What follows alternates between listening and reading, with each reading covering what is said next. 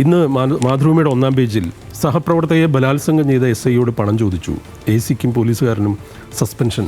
തിരുവനന്തപുരത്ത് നിന്നുള്ള വാർത്തയാണ്. അതായത് പ്രതിയായ സബ് ഇൻസ്പെക്ടറിൽ നിന്ന് 25 ലക്ഷം രൂപ ആവശ്യപ്പെട്ട അസിസ്റ്റൻറ്റ് കമാൻഡനും സീനിയർ സിവിൽ പോലീസ് ഓഫീസർക്കും സസ്പെൻഷൻ. അത് ബലാത്സംഗത്തിന് വിധേയമായത് സഹപ്രവർത്തകയാണ്.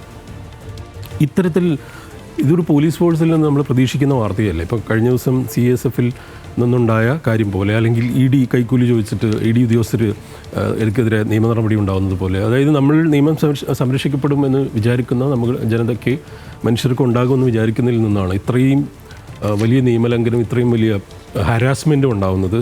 ഇതിൻ്റെ മറ്റൊരു വാർത്ത എനിക്ക് പറയേണ്ടത്, അതായത് ടൈംസ് ഓഫ് ഇന്ത്യയും ഹിന്ദു ഇന്ന് റിപ്പോർട്ട് ചെയ്തിട്ടുള്ളൊരു പ്രധാനപ്പെട്ട വാർത്ത എന്ന് പറയുന്നത് നമ്മുടെ BR ഗവായിയുമായി ബന്ധപ്പെട്ട ഒരു വാർത്തയാണ്. BR ഗവായ് നമ്മുടെ സുപ്രീം കോടതി ചീഫ് ജസ്റ്റിസ് ഇന്ന് 2 വാർത്തകളുണ്ട്. ഒന്ന്, അവിടുത്തെ BR ഗവായി ഇടപെട്ട് ഒരു ജസ്റ്റിസ് ബേല M ത്രിവേദിക്ക് ആദരവൊരുക്കി ചീഫ് ജസ്റ്റിസ് എന്ന് പറഞ്ഞിട്ട്.